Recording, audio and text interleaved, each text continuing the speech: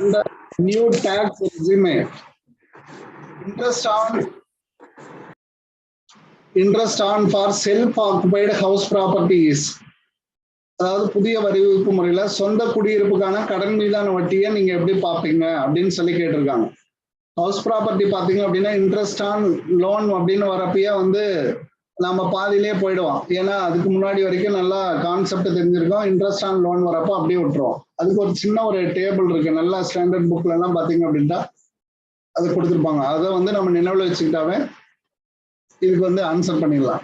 ஏன்னா திடீர்னு நம்ம கேட்கிறப்ப பாத்தீங்கன்னா இதுக்கு 30,000 20,000 அப்படின்ற அந்த கான்செப்ட் வந்து நமக்கு மறந்து போகும். But not allowed as exemption அப்படின்னு சொல்லியிருப்பாங்க. ஏன்னா செல்ஃப் ஆக்குபைடு ஹவுஸ் ப்ராப்பர்ட்டியா இருந்தா இப்படி வரும், லெட் அவுட்டா இருந்தா அதுக்கு விளக்குகள் இருக்கு. அதை வந்து ஒரு இந்த ஸ்டாண்டர்ட் புக்னுடைய அந்த பார்ட்ல இருந்தே உங்களுக்கு கட் பண்ணியிருக்கேன் பாருங்க. இது பாத்தீங்க அப்படின்னா யூ ஹாவ் த கிளாரிட்டிங்க.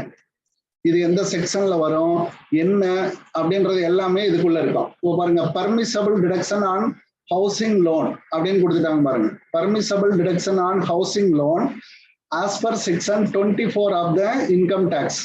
இன்கம் டேக்ஸ்னுடைய ஆக்ட் 24 கீழே வருது. அப்போ நம்ம இனிமேல் நம்ம எப்படி நினைவுல வச்சுக்கோம் அப்படின்ட்டா, இன்ட்ரெஸ்ட் ஆன் லோன்னு வந்தாவே அதுக்கான செக்ஷன் எது அப்படின்றது உங்களுக்கு நினைவுல வந்துடும். அப்போ இன்ட்ரெஸ்ட் ஆன் லோன் அப்படின்றது ஹவுஸ் ப்ராப்பர்ட்டியில உங்களுக்கு எந்த செக்ஷன் கீழே வருதுங்க? 24. Okay, fine. அதுக்கப்புறம் பாத்தீங்கன்னா following deduction are permissible under section 24 of income tax various conditions under the head from the house property. இதுக்கு நிறைய கண்டிஷன் இருக்கு அப்படின்னு சொல்றாங்க. என்ன கண்டிஷன் அப்படின்னு பார்த்தோம் அப்படின்னா, பர்பஸ் ஆஃப் லோன் டேக்கிங், என்ன காரணத்திற்காக நம்ம லோன் எடுத்தோம் அப்படின்றது ரொம்ப முக்கியம். அக்கரிங் அப்படின்னா வாங்குறது, அக்கரிங் அப்படின்னா வாங்குறது. கன்ஸ்ட்ரக்ஷன் அப்படின்னா நம்ம கட்டுறது அப்படின்னு நம்ம சொல்லலாம். கட்டுதல் அல்லது வாங்குதல் அப்படின்னு நம்ம எடுத்துக்கலாம். வாங்குதல் இது ஒரு கேட்டகரி. அடுத்தா பாத்தீங்கன்னா ரீகன்ஸ்ட்ரக்ஷன், எக்ஸ்டென்ஷன், ரெனோவேஷன். புரியுதான்னு பாருங்க, இந்த மூணு ஒண்ணு. அப்போ புதுப்பிக்கிறது அப்படின்னு அர்த்தம். அப்போ எதுக்காக சார் நீங்க லோன் வாங்குனீங்க அப்படின்றதான் ரொம்ப முக்கியம். புதுப்பிக்க, மாற்றத்தை ஏற்படுத்த, மாற்றத்தை விரிவாக்கம், புதுப்பிக்க, விரிவாக்கம், இதுக்கெல்லாம் வாங்கக்கூடிய லோனா அப்படின்றத நம்ம பார்க்கணும். ஓகேங்களா? அப்போ டேட் ஆஃப் டேக்கனேஷன் லோன் எப்போ வாங்குனீங்க அப்படின்னா 99க்கு முன்னாடி லோன் வாங்கியிருந்தீங்கன்னா அதுக்கு ஒரு மாதிரியான லிமிட், அதுக்கு ஒரு மாதிரியான லிமிட். அடுத்தா பாத்தீங்க அப்படின்னா இங்க 16, 17, 19 to 20 வாங்கியிருக்குன்னா அதுக்கு ஒரு வகையான லிமிட் கொடுத்து ஸ்டாண்டர்ட் ஆஃப் செக்ஷன்ஸ் வந்து நமக்கு கொடுத்துருக்காங்க. இது என்ன சார் இது அப்படின்னா, யூஸ் ஆஃப் பில்டிங் ப்ராப்பர்ட்டியை நம்ம யூஸ் பண்றது என்னவாக யூஸ் பண்றோம் அப்படின்னா, சொந்த குடியிருப்பாக நம்ம யூஸ் பண்றோம் அப்படின்னா இதுங்க. சொந்த குடியிருப்பாக யூஸ் பண்றோம்னா இது. given as a rent அப்படின்னா என்ன, லெட் அவுட் ப்ராப்பர்ட்டியா நம்ம பயன்படுத்துறோம்னா இது. வாடகைக்கு கொடுக்குறோம் அப்படின்றப்போ நம்ம என்ன பண்ணலாம், இந்த காலகட்டத்தை நீங்க பார்க்கணும். அப்போ கன்ஸ்ட்ரக்ஷனுக்கு வாங்குற லோனுக்கு வந்து நமக்கு என்ன கிடையாது, டிடக்ஷன்ஸ். இந்த இடத்துல டிடக்ஷன், பெர்மிசபிள் டிடக்ஷன்ஸ் ஏதாவது இருக்கா அப்படின்னு நம்ம பாக்குறப்போ 99க்கு முன்னாடி வாங்குறதுக்கு லெட் அவுட் ஹவுஸுக்கு நோ லிமிட்டுங்க. நீங்க எவ்வளவு வேணாலும் இருந்தாலும் சரி நீங்க என்ன பண்ணிக்கலாம், டிடக்ட் பண்ணிக்கலாம். ஆனா செல்ஃப் ஆக்குபைடு ஹவுஸுக்கு ஒன்லி ஃபார் 30,000 தான் லிமிட்டு. அப்போ இந்த இடத்துல டிடக்ஷன் 30,000 அப்படின்னு சொல்லப்படுறது எதுக்கானது அப்படின்னா, செல்ஃப் ஆக்குபைடு ஹவுஸ் 99க்கு முன்னாடியே நமக்கு வாங்கியிருக்கணும். சரிங்க, அப்படி இல்லை அப்படின்றப்போ இது வந்து எப்படி இருக்கு, அப்போ இது நியூ ரெசியூமே அப்படின்னு சொல்லிட்டாங்க. அப்போ பினான்சியல் இயர் 99 ஆன்வர்ட்ஸ் அதுல வரப்போ அண்டர் செக்ஷன் நமக்கு என்ன சொல்லியிருக்காங்க அப்படின்னா 2 lakhs வரைக்கும் எக்ஸம்டட் பண்ணிக்கலாம் அப்படின்னு சொல்றாங்க. 2 lakhs இதுலயும் பாத்தீங்கன்னா 2 lakhs இந்த சேம் இயர் 2 lakhs வரைக்கும் நீங்க டிடக்ட் பண்ணிக்கலாம் அப்படின்றது அதனுடைய பொருள். இதே வந்து ரினோவேஷன் ஆக இருந்தா எனி டைம் லோன் வாங்கிக்கலாம். அதெல்லாம் இந்த மாதிரி கேட்டகரி கிடையாது. ரினோவேஷனுக்கு மேக்சிமம் 30,000. அடுத்தா பாத்தீங்கன்னா நோ லிமிட். இதுலயும் வந்து ரினோவேஷனுக்கு லிமிட் கிடையாது. இந்த அடிப்படையை வச்சுதான் நம்ம என்ன பண்ணணும், நம்மளோட ஆன்சரை போய் நம்ம சந்திக்கணும். அப்போ நீங்க என்ன கேட்டகரியில வச்சுக்கிறீங்க அப்படின்னா, செல்ஃப் ஆக்குபைடு ஹவுஸா இருந்தா 30,000 வருதுங்க. அதாவது பழைய, அதாவது ரினோவேஷனுக்குனால 30,000, பழைய லோன் அப்படின்னாலும் 30,000. ஆனா நியூ ரெசியூம் அப்படின்னு சொல்லப்படுறது 2 lakhs வரைக்கும் அண்டர் செக்ஷன் 24ல இருக்கு. இதே வந்து 50,000 அப்படின்றது 80EE கொடுத்துருக்காங்க.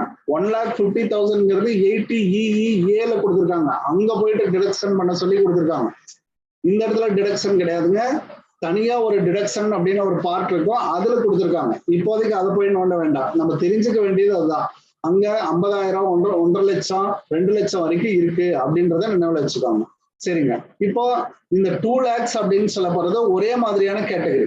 பினான்சியல் இயர் 20 அதாவது 99 ஆன்வர்ட்ஸுக்கு பிறகு நமக்கு எல்லாமே பாத்தீங்க அப்படின்னா 2 lakhs கேட்டகரிக்கு வந்துட்டோம். 2 lakhs கேட்டகரிக்கு நம்ம வந்துட்டோம் அப்படின்றத மட்டும் நினைவுல வச்சுக்கோங்க. கேள்வியை மறுபடியும் படிச்சுட்டு மறுபடியும் வந்துடலாங்க. ஃபர்ஸ்ட் இதை முடிச்சுட்டு போயிடலாம். ஹவுசிங் லோன் நம்ம எடுக்கிறப்போ can also taken from any person, friend or relative. யார் வேணாலும் எடுத்துக்கோங்க, அதை பத்தி ஒண்ணும் கிடையாது. In this case deduction towards the repayment of the principal not admissible under 80C அப்படின்னு சொல்றாங்க. நீங்க உங்களுக்காக எடுத்திருந்தா மட்டும்தான் நீங்க என்ன பண்ண முடியும், ஹவுசிங் லோனை நீங்க ரீபே பண்ணீங்க அப்படின்னா உங்களுடைய பிரின்சிபல் அமௌண்ட்டை நீங்க கட்டுறதை 80Cல கொண்டு வர முடியும். இல்ல அப்படின்னா கொண்டு வர முடியாது. ஃப்ரெண்டு ரிலேட்டிவ்காக நீங்க எடுத்து கொடுத்துருக்கீங்க, அவங்களுக்காக எடுத்து கொடுத்ததை நான் வந்து ஹவுசிங் லோன்ல வந்து கழிக்கிறேன் அப்படின்னா உங்களுக்கு கிடையாது. அதை வந்து நீங்க மனசுல வச்சுக்கோங்க. அப்போ யாரு ஃப்ரெண்டு ரிலேட்டிவ்காக வேற ஏதாவது பர்சனுக்காக எடுத்தீங்கன்னா நாட் அட்மிசபிள் கேட்டகரியில வரும். Deduction in reference with due interest shall be admissible under section 24. அப்போ 24 கீழே நீங்க வந்துருவீங்க அப்படின்னு சொல்லிட்டாங்க. அதே மாதிரி லோன் அமௌண்ட் அப்படின்னு சொல்றாங்க. Amount of housing loan is decided on the base of your monthly income, cost of property. Normally can get 80% of the total cost of the property. உங்களுடைய வருமானம், அதே மாதிரி பாத்தீங்க அப்படின்னா உங்களுடைய செலவு, இதெல்லாம் ஒரு கால்குலேட் பண்ணி 80% வரைக்கும் லோன் அமௌண்ட் சாங்ஷன் ஆகும் அப்படின்னு சொல்றாங்க. அப்போ the loan amount and repayment period calculated such a way that EMI equated monthly installment அப்படின்றது not exceed 40% of your monthly income. அப்ப நீங்க EMI கட்டுறது 40%க்கு மேல இருந்தா உங்களுக்கு எலிஜிபிள் கிடையாது. அப்படின்னா உங்களுக்கு கடன் கொடுக்க மாட்டாங்க. அந்த 40%க்கு உள்ளதான் நீங்க EMI-ய பிக்ஸ் பண்ணிக்கணும். அப்ப லோன் பீரியட் அப்படின்னு சொல்லப்படுறது 12 to 15 வருஷம் கண்டிப்பா இருக்கும். புரியுதுங்களா? கண்டிப்பா உங்களுடைய ரிட்டையர்மெண்ட்டுக்கு இவ்வளவு வருஷம் இருந்தாதான் அந்த லோனுங்கிறது ஹவுசிங் லோன் எல்லாம் நீங்க எடுக்க முடியும் அப்படின்றதெல்லாம் சொல்றதுதான் இந்த சரத்துங்க. இது பாத்தீங்க அப்படின்னா ஒரு என்டையர்லி ஒரு அவுட்லுக்கு, அதாவது இன்ட்ரெஸ்ட் ஆன் லோனுக்கான என்டையர் அவுட்லுக்கு இதுல வந்து நமக்கு கொடுத்துட்டாங்க அப்படின்றது அர்த்தம். சரிங்க. இந்த கொஸ்டின்ல நமக்கு என்ன கேட்கப்பட்டிருக்கு, அகைன் மறுபடியும் நம்ம அந்த இடத்துக்கு வருவாங்க. என்ன கேட்கப்பட்டிருக்கு அப்படின்னு வரப்போ, under new tax regime interest on self occupied house property is, இந்த ஆண்டுல என்ன கொடுத்துருக்காங்க, எக்ஸம்டட் அப் டு 30,000, அடுத்தா பாத்தீங்கன்னா exempted up to 1,50,000, exempted up to 2,000 அப்படின்னு சொல்லியிருக்காங்க. எக்ஸம்டட் அல்லது நாட் அலவுட் ஆஸ் எக்ஸம்ஷன். எக்ஸம்ஷன்ங்கிறது வேற, டிடக்ஷன்ங்கிறது வேறங்க. நல்லா புரியுதுன்னு பாருங்க. எக்ஸம்ஷன்ங்கிறது வேற, டிடக்ஷன் அப்படின்றது வேற. இன்ட்ரெஸ்ட் ஆன் லோனுங்கிறத வந்து நமக்கு எக்ஸம்ஷன் கேட்டகரியில கொடுக்குறாங்களா அப்படின்னா கண்டிப்பா கிடையாது. டிடக்ஷன் கேட்டகரியில தான் கொடுக்குறாங்க. அப்போ ஃபர்ஸ்ட் 3 தப்புங்க. ஃபர்ஸ்ட் 3 தப்பு. Not allowed as exemption, not அலவுடே கிடையாது. அதாவது இன்ட்ரெஸ்ட் ஆன் லோனை வந்து நீக்குவது கிடையாது, டிடக்ஷன் அங்கதான் நமக்கு கொடுக்குறாங்க. அதை வந்து நீங்க என்ன பண்ணிக்கலாம், கழிச்சு காட்டிக்கலாம். உங்களுடைய டாக்ஸ் ஃபார்ம்ல வந்து நீங்க என்ன பண்ணிக்கலாம், கழிச்சு காமிக்கலாம். அப்படின்றப்போ ஆல்டர்னேட்டிவ்ல இது. ஆனா இது எல்லாமே ஆன்சர்ல இருக்கு பாருங்க, நமக்கு ரிலவெண்ட். ஆனா நீங்க இந்த இடத்துல இதனுடைய ரெஃபரன்ஸ் புக்கை பாத்தீங்கன்னா அங்க ஒரு இடத்துல கூட அவங்க என்ன வார்த்தையை யூஸ் பண்ணலீங்க, எக்ஸம்ஷன் அப்படின்ற வார்த்தையவே அவங்க யூஸ் பண்ணவே கிடையாது. பாருங்க, allowed as a deduction, following as the deduction. இந்த டிடக்ஷன் அப்படின்றதையே தான் சொல்லுவாங்க பெர்மிசபிள் டிடக்ஷன். எவ்வளவெல்லாம் நீங்க டிடக்ஷன் பண்ணிக்கலாம் அப்படின்ற கான்செப்ட் தான் சொல்லுவாங்க. புரியுதாங்க? எக்ஸம்ஷன் அப்படின்றது எங்கேயுமே வராது. எக்ஸம்ஷன் வேற, டிடக்ஷன்ஸ் வேற. நல்லா கிளாரிட்டி நீக்க. எக்ஸம்ஷன்னா விலக்கு அளிக்கிறது, இவ்வளவு ரூபாய் வேண்டாம்னு சொல்லிடலாமா அப்படின்னு சொல்றது. ஆனா டிடக்ஷன்ங்கிறது கழித்து காட்டப்படும். எங்கேயுமே அந்த வார்த்தை வரல பாருங்க. அதுதான் கேள்வியில வந்து சின்னதா தான் ட்விஸ்ட் வச்சிருப்பாங்க, நம்ம போய் தப்பா எடுத்துருவோம். Do you have any clarification in this regard? Welcome. அதாவது தெரியாத பகுதி, தெரிஞ்சது ஏதாவது இருந்தா சொல்லுங்க, I will clarify for you.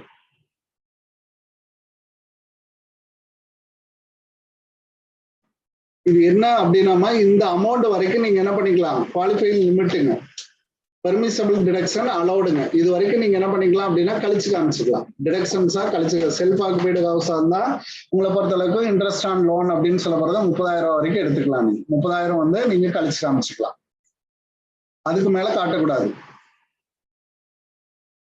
Let out ஹவுஸா இருந்தா உங்களுக்கு 2 lakhs வரைக்கும் சேம் இயர்ல காட்டலாம்.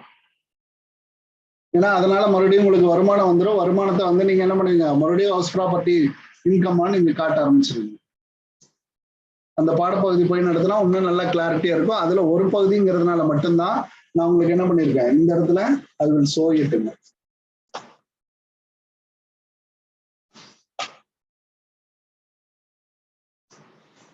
அதுல வந்து டிடக்ஷன்ஸ் தான் சொல்லியிருக்காங்க. மீனிங்ஃபுல்லா பாத்தீங்கன்னா டிடக்ஷன்ஸ் தான். ஆனா அங்க ஆன்சர்ல கேட்கிறப்போ எக்ஸம்ஷனை பத்தி சொல்லியிருக்காங்க. அப்போ நாட் அலவுட் ஆஸ் எக்ஸம்ஷன் அப்படின்றது கரெக்ட் ஆன்சரா மாறி போச்சு. எக்ஸம்ஷனுங்கிறது கிடையாது அப்படின்றது அதனுடைய பொருள். ஆனா இப்ப நாம படிச்சதுல இருந்து எதெல்லாம் நம்ம கொண்டு வந்திருக்கோம் அப்படின்னா, டிடக்ஷன்ஸ் அப்படின்றது இன்கம் டேக்ஸ்ல இன்ட்ரெஸ்ட் ஆன் லோனை பொறுத்தவரைக்கும் செக்ஷன் 24 இது ஒரு கொஸ்டினா எடுக்கலாம். அடுத்தா பாத்தீங்க அப்படின்னா ப்ரையர் 99 இருந்துச்சுன்னா செல்ஃப் ஆக்குபைடு ஹவுஸ்க்கு 30,000 அவ்வளவுதாங்க. ரினோவேஷனுக்கு 30,000 ரெண்டும் ஒண்ணுதான். ரினோவேஷனுக்கு நமக்கு 30,000 ரெண்டும் ஒரே கேட்டகரியில தான் நமக்கு வருமா. அடுத்தா பாத்தீங்க அப்படின்னா இந்த கேட்டகரி மட்டும் செல்ஃப் ஆக்குபைடு ஹவுஸ்க்கு ஒரு வித்தியாசமா படிங்க.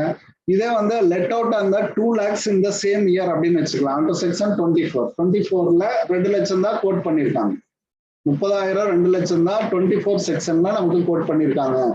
இதுல 80EE அப்படின்றதுலயும் 80EEA அப்படின்றதுலயும் தான் நமக்கு என்ன பண்ணிருக்காங்க, கேட்டகரி பாருங்க 50,000 1 லட்சம் அப்படின்ட்டு நமக்கு கொடுத்துருக்காங்க. அதுலயும் நீங்க டிடக்ஷன்ஸா எடுத்துக்கலாம். 2 லட்சம் வந்து உங்களுக்கான இன்ட்ரெஸ்ட், அதுக்கப்புறம் பாத்தீங்கன்னா 80EEல ஒரு 50, அடுத்த பாத்தீங்கன்னா 80EEல ஒரு 1,50,000 வரைக்கும் செல்ஃப் ஆக்குபைடு ஹவுஸுக்கு நீங்க டிடக்ட் பண்ணலாம். டிடக்ட் தாங்க, not exempted.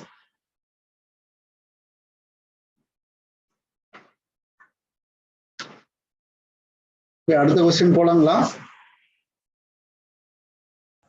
Excuse me sir. சொல்லுங்க சார். அந்த 2 lakhs அப்படின்னு வரணும்னா அப்ப என்ன மாதிரி எக்ஸம்ப்டட் எவ்வளவுன்னு கேட்டா மட்டும்தான் 2 lakhsன்னு போடணுமாங்க சார்? இல்ல இது வந்து எக்ஸம்ப்டடே கிடையாது. எக்ஸம்ப்டட் அப்படின்னா என்ன அப்படின்னா வரிக்கு உள்ளேயே வராதுங்கிறதானே எக்ஸம்ப்டடுங்க. வரிக்கு உள்ளேயே வராது, உங்களோட டோட்டல் இன்கம்மையே காட்ட தேவையில்லைங்கிறது தான். இப்போ அக்ரிகல்ச்சரல் இன்கம் அப்படின்னா என்னமா, அக்ரி இன்கம் அப்படின்றத நம்ம என்னன்னு சொல்றோம், எக்ஸம்ப்ஷன்ஸ்.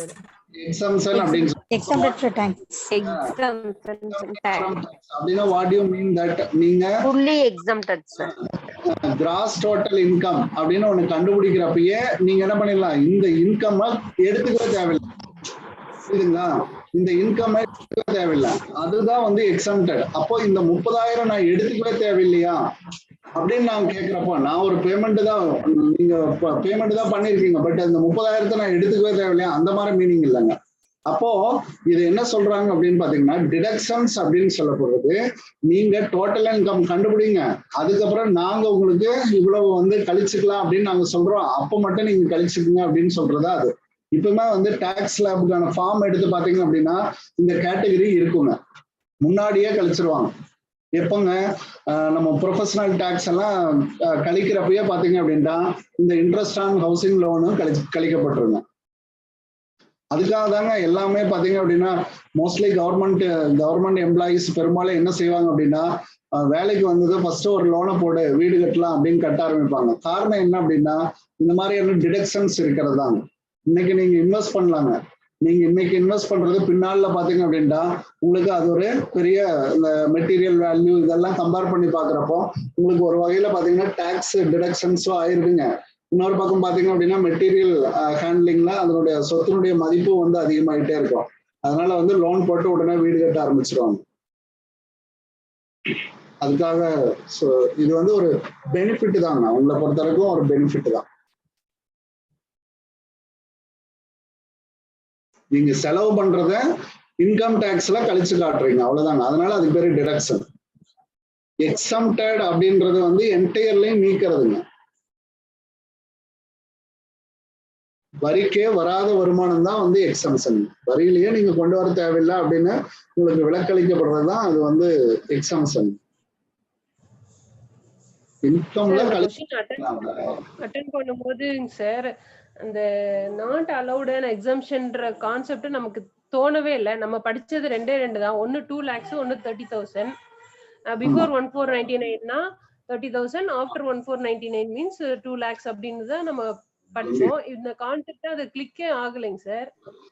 நம்ம வந்து இது என்ன அந்த வார்த்தைகள் தாங்க, அந்த வார்த்தைகள் தான் பாருங்க. அந்த 3 ஆப்ஷன்லயுமே exemption not allowed as exemption. நீங்க 4வது ஆன்சர் படிக்கிறப்பதான் நமக்கு தோணுது நாட் அலவுட் as எக்ஸம்ஷன்ங்கிறப்பதான் ஓ இது எக்ஸம்ஷன் இல்லைங்கிற பாயிண்ட்ல இவங்க வராங்க அப்படின்ற மாதிரி தோணுதுங்க. அப்ப அதுல எல்லாம் எக்ஸம்ஷன் நம்ம படிச்சிட்டோம். ஓகேங்க சார். அதுதான் சார் அது அந்த கான்செப்ட் திங்கிங்கே வரவே இல்லைங்க சார். எடுத்தோன்னே டக்குனு 2 lakhs போட்டாச்சு. ஏதாவது இது எப்படி ஹேண்டில் பண்றதுன்னே தெரியலங்க சார். ஆமா, நம்ம வந்து கிளாரிட்டி என்னன்னா டிடக்ஷன்ஸ் அப்படின்ற பார்ட்டுங்கிறது என்டையர்லி டிஃப்ரெண்ட். நீங்க என்ன பண்ணணும் அப்படின்னாங்க, இந்த இன்கம் டேக்ஸை பொறுத்தளவுக்கு ஒரு டாக்ஸ் ஃபைலிங்கே செஞ்சு பார்க்குற அந்த ஃபார்மை எடுத்து ஐடிஆர் ஃபார்மை எடுத்துங்க, நாமளாவே இன்கம் போட்டு நாமளாவே என்ன பண்ணணுங்க ஃபில்அப் பண்ணி பார்க்கணுங்க. அப்பதான் வந்து நீங்க என்ன பண்ண முடியும் அப்படின்னா அதுல இருக்கக்கூடிய எல்லா காம்பனன்ட்ஸுமே உங்களுக்கு தெரிய வரும். அதுல இருக்கக்கூடிய எல்லா காம்பனன்ட்ஸுமே அப்பதான் தெரியும் எதை எந்த இடத்துல கழிக்கிறாங்க, எந்த இடத்துல ப்ரொவிஷன்ஸ் கொடுத்துருக்காங்க அப்படின்றது தெரியும். ஓகேங்க சார், தேங்க்யூ சார்.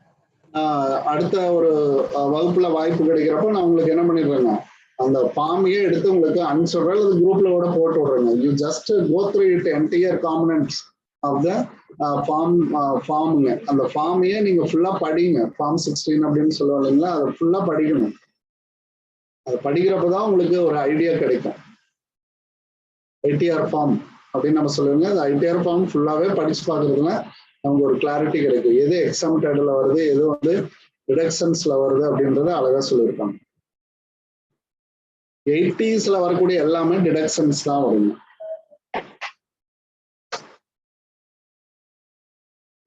இதுல பாருங்க ஒரு வார்த்தை கூட பாருங்க அவங்க எதுவுமே கொடுக்கல பாருங்க.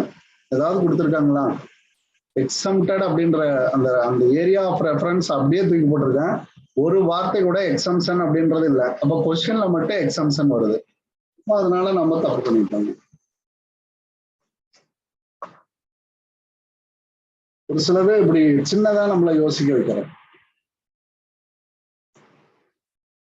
ஓகே, அடுத்தது போலாங்களா? Examiner remuneration received by a teacher. ஒரு டீச்சர் வந்து எக்ஸாமினர் ரெமுனரேஷன் ரிசீவ் பண்ணியிருக்காங்க. இது வந்து எந்த கேட்டகரியில வரும் அப்படின்னு சொல்லி நமக்கு கேட்டிருக்காங்க. Then his employer chargeable under the heads of, எந்த ஹெட்டின் கீழே நமக்கு வரும்? சேலரி, பிசினஸ் ஆர் ப்ரொஃபஷன், அடுத்தா பாத்தீங்க அப்படின்னா கேபிட்டல் கெயின், அதர் சோர்சஸ் அப்படின்னு கொடுத்துருக்காங்க. இப்போ எக்ஸாமினர் ரெமுனரேஷன் அப்படின்றத ஏன் சேலரியில அவங்க சேர்க்கல? இது ஒரு நம்ம யோசிச்சோமான்னு பார்க்கணும். கண்டிப்பா இது பிசினஸ் கிடையாது, கேபிட்டல் கெயினும் கிடையாது. கேபிட்டல் கெயின்ங்கிறது என்னங்க, கேபிட்டல் அசெட்ஸை வந்து நம்ம டிரான்ஸ்ஃபர் பண்றப்ப மட்டும்தான் கிடைக்கும். கேபிட்டல் அசெட்ஸை நம்ம என்னன்னு சொல்லலாம், டிரான்ஸ்ஃபர் பண்றப்போ. டிரான்ஸ்ஃபர் அப்படின்னு என்ன அர்த்தங்க, பை பண்றப்பயோ அல்லது செல் பண்றப்பயோ நமக்கு சர்டன் கெயின்ஸ் கிடைக்கும். அததான் வந்து நம்ம என்னன்னு சொல்றாங்க, கேபிட்டல் கெயின் அப்படின்னு நம்ம சொல்றோம். கேபிட்டல் கெயின் அப்படின்னு நம்ம சொல்றோம். சேலரி அப்படின்றதுல என்ன காம்பனன்ட் மட்டும்தான் வரும் அப்படின்னு பாத்தீங்க அப்படின்னா பேசிக்கு பிளஸ் டிஏ, அடுத்ததான் என்ன சொல்லுவோம், சர்டைன் அலவன்சஸ்ங்க, அலவன்சஸ் அண்ட் பர்குசிஸ்ட் இதெல்லாமே நீங்க சொல்லலாம். அப்போ பேசிக் சேலரி பிளஸ் டிஏ இதுதான் இருக்கும். அப்ப இதுல என்ன இல்லைங்க, எக்ஸாமினர் சேலரி அப்படின்ற ஒண்ணு இல்லை. ஈஸியா ஞாபகத்துல வச்சுக்கலாங்க. எக்ஸாமினர் சேலரி அப்படின்றது இதுல அடங்காது. அப்ப கம்ஸ் அண்டர், அது எப்படி கிடைக்கும் அப்படின்னா அது வந்து அதர் சோர்சஸ் இன்கம். எது, இந்த 5 மேல கொடுக்கப்பட்ட 4 ஹெட்ல வராத இனங்கள் எல்லாமே எங்க வரும்னு சொல்லுவாங்க, அதர் சோர்சஸ் இன்கம்ல வரும் அப்படின்னு சொல்லுவாங்க. அதர் சோர்சஸ் இன்கம்ல வரும் அப்படின்னு ஒரு கேள்விப்பட்டிருக்கோம்லாங்க. அப்போ உங்களோட திங்கிங் சேலரினா எதெல்லாம் வரும் அப்படின்றத நீங்க பாத்துக்கணும். அதுல எந்த ஒரு இடத்துலயுமே எக்ஸாமினர் சேலரி அப்படின்றது இருக்காது, எக்ஸாமினர் ரெமுனரேஷன் அப்படின்றது இருக்காது. இதே வந்து ப்ரொஃபஷனாக இருந்தா அதுல வந்து இன்கமா காட்டுவாங்க, எக்ஸாமினர் ரெமுனரேஷன் அதை வந்து ரெசிப்டா காட்டுவாங்க. ஆனா ஆர்டினரி பர்சன் டீச்சரை வந்து நீங்க என்ன சொல்லக்கூடாது, ப்ரொஃபஷன்ல காட்டக்கூடாதுங்க இல்லைங்க. டீச்சரை வந்து ப்ரொஃபஷன்ல காட்டக்கூடாது. ஆடிட்டர், டாக்டர், லாயர் இவங்களதான் நம்ம ப்ரொஃபஷன் அப்படின்னு நம்ம சொல்லுவோம். அப்ப teacher is not a profession category. அப்ப இதுலயும் வராது. அப்போ சேலரிலயும் நம்ம என்ன பண்ண முடியாது அப்படின்னா இந்த காம்பனன்ட்ஸ் மட்டும்தான் இருக்கு. அப்போ ரெமுனரேஷன்ங்கிறது இல்ல. அப்போ மேலே உள்ள காம்பனன்ட்ஸ்ல மேலே உள்ள ஹெட்ஸ் ஆஃப் இன்கம்ல வராத அனைத்து இன்கமும் எங்கதான் வரும் அப்படின்னா அதர் சோர்சஸ் இன்கம்ல தான் வரும். புரியுதாங்க நான் சொல்றது? Yes sir. சார் இப்ப எம்ப்ளாயர் கிட்ட இருந்து வாங்கியிருக்காங்க அப்படின்னு கொடுத்தா கூட ப்ரொஃபஷன்ல வராது சார் அது. எம்ப்ளாயர்கிட்ட வாங்கினாலும் நீங்க என்னமா போடுவீங்க, பேசிக் சேலரி அப்படின்றது. பேசிக் சேலரி அப்படின்ற போறதுல என்ன போடுவீங்க, மாச சம்பளம் எவ்வளவு வாங்கினேன்னு தானே போடுவீங்க. இப்போ 12,000 ரூபாய் மாசம் வாங்குறேன் அப்படின்னா எத்தனை மாசத்துக்கு வாங்குனீங்க அப்படின்னு தான் போட. 10 மாசம் சேலரி வாங்கிருக்கீங்கன்னா 10 மாசத்தால நீங்க பெரிய போடுவீங்க, அவ்வளவுதாங்க. சேலரி அப்படின்றதுல எக்ஸாமினர் ரெமுனரேஷன் அதுல ஆட் ஆகாது இல்ல சார். எனக்கு ஒரு டவுட் சார். சொல்லுங்க சார். இப்போ சிஏ எல்லாம் வந்து ஒரு கார்பரேட் ஹையர் பண்ணிருக்காங்கன்னா அவங்க ஏர்ன் பண்ணக்கூடியது ப்ரொஃபஷன்ல வருமா அது சேலரியில வருமா சார்? அது ப்ரொஃபஷனுங்க, அதுதான் சொன்னேன் இல்லைங்களா. ஆடிட்டர், லாயர், அடுத்ததான் வந்து இவங்களுக்கு எல்லாத்துக்குமே எக்ஸாமினர் சேலரிங்கிறது ஒன் ஆஃப் த ரெசிப்ட்ங்க. பட் அவங்கள வந்து ஒரு கார்பரேட் வந்து ஹையர் பண்ணிருக்காங்க. அவங்களுக்கு இல்ல, அவங்களுக்கு வந்து ஒரு கம்பெனி ஹையர் பண்ணிருக்கிறப்போ அவங்களுக்கு மந்த்லி சேலரி தானே சார் கொடுப்பாங்க.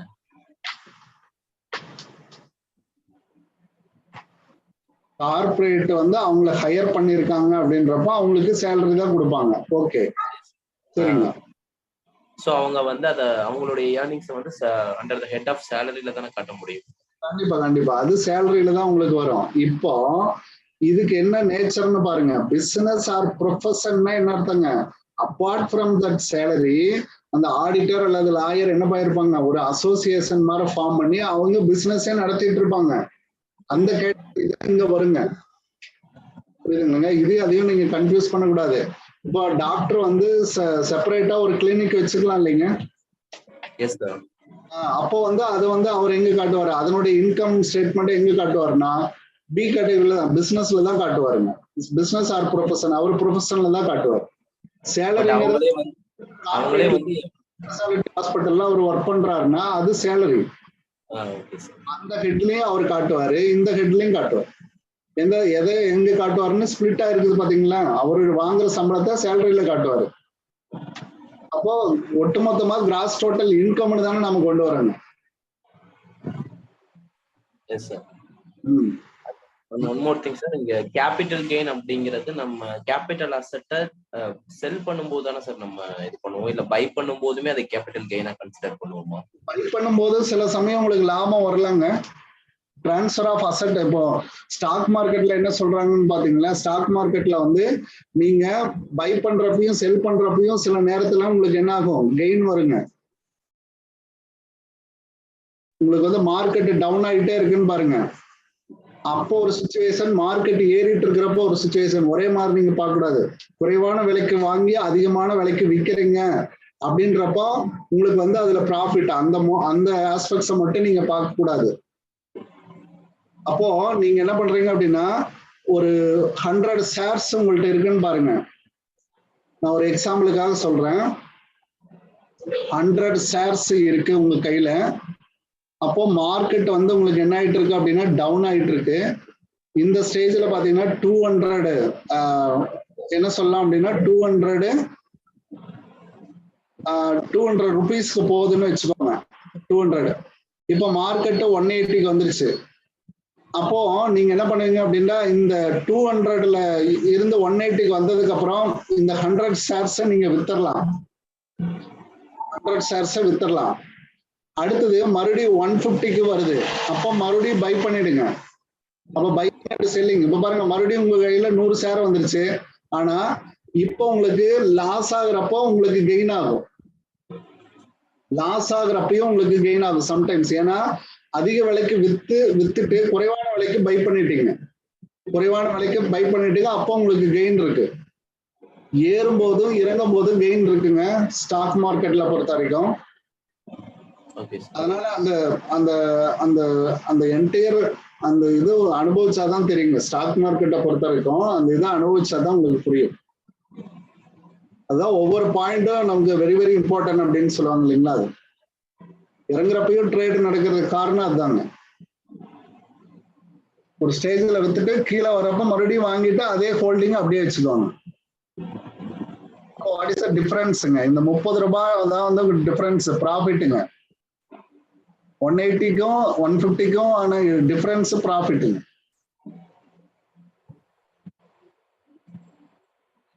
பட் அது நம்ம டாக்ஸ் ரிட்டர்ன்ல காட்ட மாட்டோம். ஏன் காட்டக்கூடாதுங்க?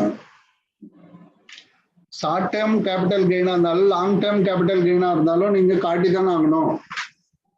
ஷேர்ஸ் ஏன் காட்டக்கூடாதுங்க? நீங்க 100 ஷேர்னு பாக்குறீங்க, நீங்க பல கோடி ரூபாய்க்கு ஷேர் ட்ரேடிங் பண்ணீங்கன்னா கம்பல்சரி காட்டித்தானே ஆகணும். ஆமா சார். பட் ஆனா நம்ம அது ஆக்சுவலா நம்ம கிட்ட ஹோல்ட் பண்ணி வச்சிருக்கோம் அப்படிங்கிறப்போ நமக்கு அது பணமா மாறாது இல்லையா? அது நம்ம அது கேஷை கன்வெர்ட் பண்ணதுக்கு அப்புறம் தானே வந்து நம்மளால காட்ட முடியும். இந்த மாதிரி கிடையாது சார். இங்க எவ்வளவுக்கு வித்துங்க? 180ல வித்துட்டு மறுபடியும் பை பண்ணி வச்சிட்டீங்க, 100 ஹோல்டிங் பண்ணி வச்சிட்டீங்க. உங்ககிட்ட பணம் ஃப்ளோ ஆயிருக்கா இல்லையாங்க? Yes sir.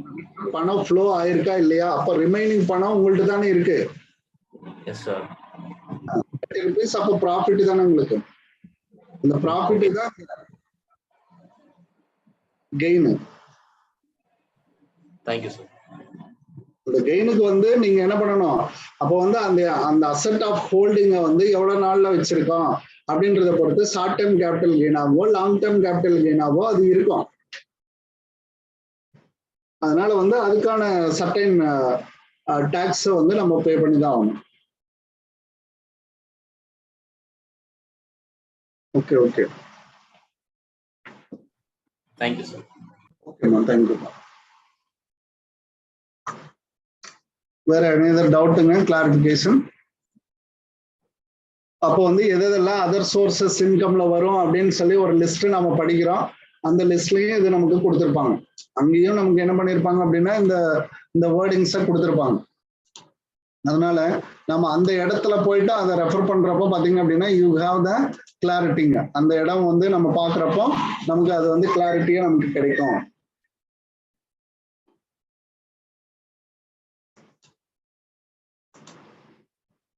அதாவது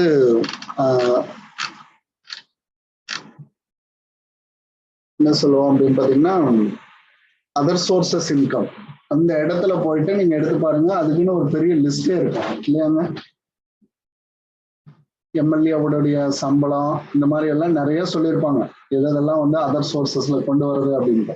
அந்த லிஸ்ட்டை எல்லாமே படிக்கணுங்க. இன்கம் டேக்ஸ் வந்து ஒரு பெரிய கடல் தான். அந்த கடலை வந்து நம்ம தாண்டணும் அப்படின்னா நல்லா பொறுமையா அதை வந்து விட்டு போகாம, எதையுமே விட்டு போகாத வகையில கான்செப்டோட நம்ம படிச்சுக்கிட்டே வரப்பதான் அது நமக்கு இருக்கும்.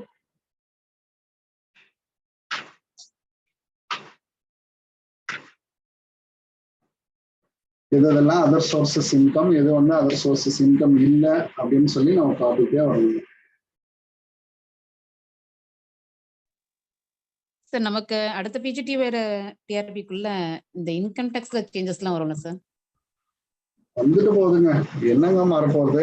டாக்ஸ் ஸ்லாப் தாங்க இது வரைக்கும் மாறி இருக்கு. பேசிக் கான்செப்ட் ஏதாவது மாறி இருக்காங்க? உங்களுக்கு எதுல கை வைப்பாங்க அப்படின்னு பாத்தீங்கன்னா டாக்ஸ் ஸ்லாபையும் அந்த ரிபேட் 87A தான் மாற்றம் இருக்குங்க. வேற எல்லாம் பெருசா இது வரைக்கும் மாறின மாதிரி காணுங்க. இப்போ போன இதுல என்ன பண்ணிருக்காங்க, 80G சேஞ்ச் ஆகணும் சார். எவ்வளவுமா அலவன்ஸ்? எனக்கு தெரிஞ்ச அந்த சில்ட்ரன் அலவன்ஸ் எல்லாம் அதே மாதிரிதான் இருக்குங்க. அது ஓகே சார். இந்த tribal transport allowance for handicapped இந்த மாதிரிலாம் இருக்கிறதெல்லாம் சேஞ்சஸ் மாறட்டும் தான் சொல்றாங்க. மாறினா அதை வந்து அப்டேட் பண்ணிக்கலாங்க. Okay sir. 2013 ஆக்டே மாத்திட்டாங்க.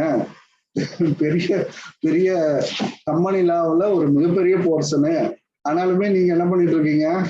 பழசு தானே படிச்சுக்கிட்டே இருக்கீங்க, கான்செப்டே தானே படிச்சுக்கிட்டே இருக்கிறோம். அப்போ வந்து நம்ம அதுக்கு தகுந்த மாதிரி மாறிதான் ஆகணும். எதுக்கு சார் பழசு அப்படியே கொடுத்து மறுபடியும் இன்னொரு கேள்வி கேட்டிருந்தா நம்ம ஒரு எக்ஸாம் எழுதியிருக்கலாமே அப்படின்றதான் நீங்க யோசிக்கிறீங்க. தவற விட்டாதான் ஒண்ணுமே செய்ய முடியாதுங்க.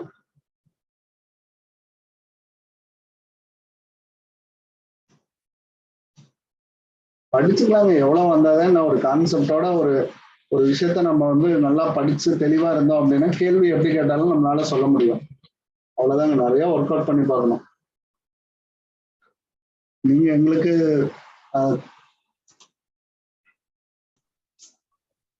அனதர் ஒரு இந்த கான்செப்டை முடிச்சிடலாம். The moving advertisement is called. இதெல்லாம் ஜென்ரலா அந்த அட்வர்டைஸ்மெண்ட்டை பொறுத்த வரைக்கும் நமக்கு கொஸ்டின்ஸ் ஆர் ஜென்ரல் தாங்க, அதெல்லாம் ஒன்றும் மாற்றமே கிடையாது. எது நகர்ந்து கொண்டே இருக்கும், நகர்ந்து கொண்டே இருக்கிற விளம்பரம் எதுன்னு கேட்குறாங்க. News paper, sky advertising, Journal advertising, vehicular advertising, ஊர்தி விளம்பரம். ஊர்தி விளம்பரம் அப்படின்றத எடுக்கிறதுக்கு முன்னாடி நியூஸ் பேப்பரும் போயிட்டே தானே இருக்கும், ஸ்கையும் போயிட்டே தான் இருக்கும், ஜேர்னலும் போயிட்டே தான் இருக்கும். இப்படி எல்லாம் நம்ம மனசு யோசிக்கணும். அதெல்லாம் கொஞ்சம் கண்ட்ரோல் படுத்தி நம்ம யோசிச்சு கரெக்டா பண்ணணும். வெஹிகுலர், ஊர்தி தான் நகர்ந்து கொண்டே செல்லும், ஊர்தி தான் நகர்ந்து கொண்டே செல்லும். ஜேர்னல் அப்படின்னா மாதாந்திரமாக வீட்டுக்கு வரக்கூடிய ஒரு அல்லது எப்படி சொல்ல லைப்ரரியிலேயே இருக்கக்கூடிய ஒரு இன்டோர் அப்படின்ற மாதிரி கூட நீங்க எடுத்துக்கலாம். ஸ்கை அப்படின்றது அவுட்டோர் அட்வர்டைஸ்மெண்ட் இல்லைங்களா, அவுட்டோர், வெளியில தான் தெரியும், வீட்டுக்குள்ள தெரியாது. News paper which kind of இதுங்க, இன்டோரா அவுட்டோர்ல வருங்களா? Indoor advertisement. இன்டோர்ல வரும். ஆமா, இதழ்கள் எல்லாம், இதழ், நியூஸ் பேப்பரு எல்லாமே பாத்தீங்கன்னா இன்டோர், வீட்டுக்கு உள்ளேயே வரும், நாம படிச்சா போதும் இல்லைங்க. வீட்டை விட்டு வெளியே வந்தாதான் பார்க்க முடியும்னா அதுக்கு அவுட்டோர் அப்படின்னு அர்த்தம். இதே மாதிரி முரல் அட்வர்டைசிங் அப்படின்னு ஒண்ணு இருக்கும் இல்லைங்க, முரல் அட்வர்டைசிங். சுவரொட்டிகள், சுவரொட்டி கண்ணீர் ஒட்டுவாங்க, வீட்டுக்குள்ளேயே கொண்டு வந்து ஒட்டுறாங்க, வெளியில தான் கொண்டே ஒட்டுவோம். அந்த மாதிரி அந்த விளம்பரத்தை தான் இதை சொல்லியிருக்காங்க. Super. Which one of the following is not related to consumer production? Consumer ப்ரொடக்ஷனோட தொடர்பு இல்லாதது எது அப்படின்னு சொல்லி நீங்க கேட்டிருக்காங்க. எந்த இது வந்து தொடர்பு இல்லாத ஒண்ணு? அதுல எல்லா ஆக்டும் கொடுத்துருக்காங்க. இந்த பாடத்துல பாத்தீங்கன்னா நமக்கு பாட புத்தகம்லயே கொடுத்துருக்காங்க, +2லயே நமக்கு கொடுத்துருக்காங்க. ஆல் லெஜிஸ்லேஷன் இதுவும் கொடுத்துருக்காங்க, இதுவும் கொடுத்துருக்காங்க. Food and drug act, essential commodities ஆக்டும் கொடுத்துருக்காங்க. கம்பெனிஸ் ஆக்ட் மட்டும் அதுல இல்லைங்க, எந்த பாடத்துல இல்லைங்க, கன்சியூமர் ப்ரொடக்ஷன்ங்கிற பாடத்துல இல்லைங்க. புரியுதுங்களா? அப்படிதான் நீங்க பார்க்கணும். அப்ப பொருளை விற்கிறதுனால ஏற்படக்கூடிய இதுதான் பார்க்கணும். இந்த மூணுமே இருக்கும், இது மட்டும்தான் இருக்காது. கன்சியூமர் ப்ரொடக்ஷன் அப்படின்ற வார்த்தை இதுல இப்போ பரவாயில்லைங்க. இதுல போயிட்டு மேலோட்டமா ஒரு கொஸ்டினை கேட்டுட்டாங்க. இதுல என்ன அப்படின்னா, இதுக்கு முன்னாடி எல்லாம் பாத்தீங்கன்னா அந்த 3 டயர்லயே தான் கேள்விகள் வருங்க. 3 டயர்ல தான் கேள்விகள் வரும். பாட நம்பர் 18ன்னு நினைக்கிறேங்க, அதுலயே தான் கேள்விகள் வருங்க. 3 டயர் சிஸ்டம் இருக்குல்லங்க. தேசிய ஆணையம், மாநில ஆணையம், அடுத்தது மாவட்ட மன்றம். மாவட்ட மன்றம் அப்படின்னு நம்ம சொல்லுவோம். இதனுடைய தலைவர் யாருன்னு கேட்பாங்க, உறுப்பினர்கள் யாருன்னு கேட்பாங்க. இதேதான் திரும்ப திரும்ப கேட்டு வருவாங்க. அப்படியே அழகா ஒரு சார்ட் போட்ட மாதிரி நீங்க படிச்சு முடிச்சிடலாம். சொல்லுங்கம்மா. சேலம் ஃபுட்ஸ் ஆக்ட் 1930 கிடையாதான் சார்? தப்பாதானமா கொடுத்துருக்காங்க, நாம அதை பத்தி ஏன் கவலைப்படணும்? நமக்கு வந்து இதுதான் நமக்கு சேல் ஆஃப் குட்ஸ் ஆக்ட். இதுல இருந்தா வருஷம் கொடுக்கல, ஏன் கொடுக்கலன்னா கேட்க முடியும். விட்டுருங்க, பரவாயில்ல, கொடுக்குங்க. நமக்கு வந்து அது வந்து எதை பத்தி பேசும் அப்படின்னா இதை பத்தி தான் பேசும். 30 தான் கொடுத்துருக்காங்க, 38ன்னு கொடுத்துருக்காங்க. அப்படி பார்த்தா நிறைய ஒரு மாற்றங்களோட நிறைய இடங்கள் இருக்குங்க. மாநில ஆணையம், மாவட்ட மன்றம் இல்லைங்களா, மாவட்ட மன்றம். பெரும்பாலும் நீங்க பார்க்க வேண்டியது இதுதான். அந்த பாடத்தையே எடுத்து படிச்சு முடிச்சீங்கனாலும் இப்படிதான் இருக்குங்க. ஃபர்ஸ்ட் வந்து என்ன அப்படின்னா அதுல கேட்கப்படுறது தலைவர் யாருங்க, தலைவர் அப்படின்னு பாத்தீங்கன்னா இதுல வந்து ஒரு ஹைகோர்ட் ஜட்ஜு இல்லைங்களா, இது கேள்வியா அதுக்கு முன்னாடி கேட்டிருக்கீங்க. ஹைகோர்ட் எல்லாமே ஜட்ஜு தான் இருப்பாங்க. சுப்ரீம் கோர்ட்டுங்க, சாரி மாவட்ட மன்றத்துல ஹைகோர்ட், சுப்ரீம் கோர்ட் ஜட்ஜுங்க, மாநிலத்துக்கு ஹைகோர்ட்டுங்க, ஹைகோர்ட். அடுத்தது இதுக்கு வந்து டிஸ்ட்ரிக்ட் கோர்ட்டுங்க, டிஸ்ட்ரிக்ட் கோர்ட்டினுடைய ஜட்ஜுங்க, அவருடைய நீதிபதி தலைவரா இருப்பாருங்க. உறுப்பினர் எண்ணிக்கை இதுல அடிக்கடி கேள்விகள் இடம்பெற்றிருக்கு. உறுப்பினர்கள் எத்தனை உறுப்பினர்கள் இருப்பாங்க அப்படின்னு கேட்டிருக்காங்க. இதுல வந்து பாத்தீங்க அப்படின்னா 5 அஞ்சுல Three. பெண் One பெண் woman. உறுப்பினர்கள் அர்த்தம். மாநில உறுப்பினர்கள் 2ங்க. 2 or moreன்னு ஒரு சில இதுல கொடுப்பாங்க. 2 or more தேவைப்பட்டா வச்சுக்கலாம்னு அர்த்தங்க. ஆனா பேசிக்கா 2ன்னு வச்சுக்கோங்க, ஈஸி. இதுக்கு கண்டிப்பா 2, இதுக்கும் 2 or more அப்படிம்பாங்க. இன்னொன்னு சேர்த்து வேணாலும் வச்சுக்கலாம், பை சப்ஜெக்டட் டு அப்ரூவல் அப்படின்னு அர்த்தங்க. இதுல 1 கண்டிப்பா எல்லாத்துலயுமே ஒரு பெண் உறுப்பினர்கள் இருக்கணும். அடுத்தது கிளைம், எவ்வளவு தூரம் கிளைம் பண்ணலாம், அதாவது நஷ்ட ஈடு அப்படின்னு நம்ம சொல்லுவோம் இல்லைங்களா, நஷ்ட ஈடு above 1 crore in national. Above 1 crore. அப்பதான் உங்களுக்கு கரெக்டா இருக்கும். இது பாத்தீங்கன்னா 20 lakhs, below 20 lakhs. Below 1. Up to 20 lakhs. 20 lakhs. அடுத்ததா பாத்தீங்கன்னா 20 lakhs to 1 crore. 1 lakh, sir. 1 crore. 1 கோடி. 1 crore. Alasna 1 lakh. இது 1 கோடிக்கு மேல். இப்படி எடுங்க, ரிவர்ஸ்ல வந்தீங்கன்னா தான் தெரியும். இது 20, இது 20 to 1 crore, அடுத்தது 1 crore மேல் அப்படின்றது, அதுதான் கிளைம். இதுக்குள்ளதான் கேள்வி வந்துகிட்டே இருக்குமா, இதுக்குள்ளேதான் எல்லா கேள்வியுமே கேட்டுட்டே இருக்காங்க. இதுக்கு பாத்தீங்கன்னா தேசிய நுகர்வோர் குறை தீர்ப்பாயம் அப்படின்னு சொல்லுவாங்க. தேசிய நுகர்வோர் குறை தீர்ப்பாயம் அப்படின்னு பேரு. இது பேரு மாநில நுகர்வோர் குறைபாட்டு தீர்ப்பாயம் அப்படின்னு சொல்லுவாங்க. இது மாவட்ட மன்றம் அப்படின்னு சொல்லுவாங்க. இது வேறு பெயர்கள்லாம். சார் இந்த அமௌண்ட் இப்ப சேஞ்ச் பண்ணிருக்காங்களா சார் 2019 ஆக்ட் படி? இல்லம்மா, அதெல்லாம் நீங்க பாத்துக்கலாமா. நமக்கு வந்து இது வரைக்கும் புத்தகங்கள்ல என்ன இருக்கோ அதை தான் கேட்டுட்டே இருக்காங்க. இது ஸ்கூல் புக்ல இருக்கக்கூடியது, புரியுதுங்களா? ஆமா சார், ஸ்கூல் புக்ல இப்படிதான் இருக்கானா, அதை மட்டும் நீங்க படிங்க.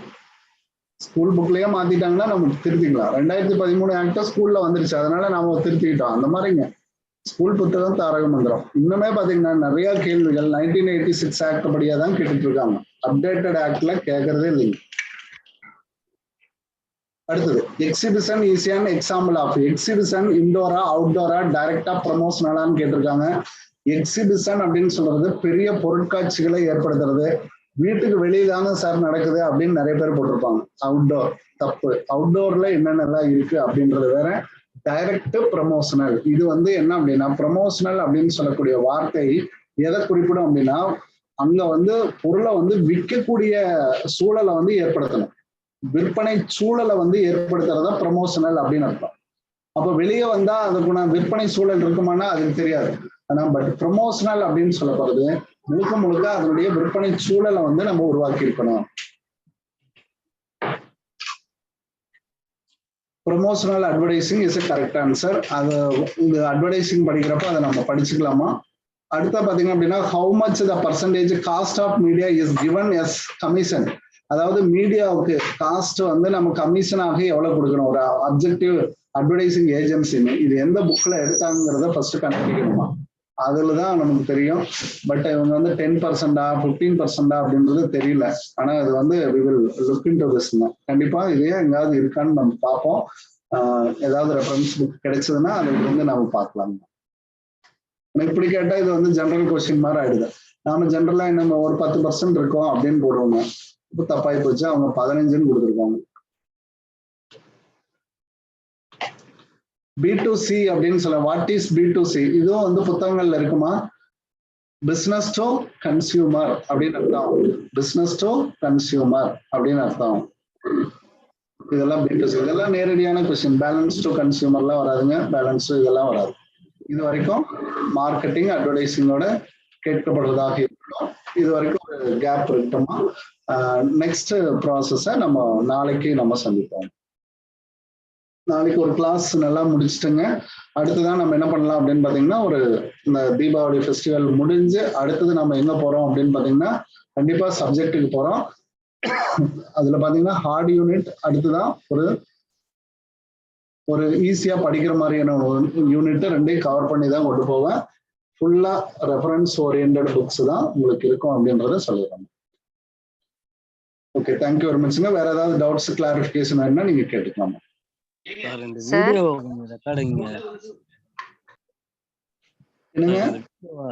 வீடியோ வந்து பார்த்து வீடியோ அனுப்புங்க. 6, 7 இந்த வீடியோவும் சேர்த்து அனுப்புங்க. போட்டு விடுறேங்க. தேங்க்யூ. ஆனா அவங்களுக்கு டிரைவர்ல இருக்கிறவங்களுக்கு எல்லாருக்குமே வந்திருக்கும். ஓப்பன் மார்க்கெட்ல மட்டும் போடலங்க. I will help you.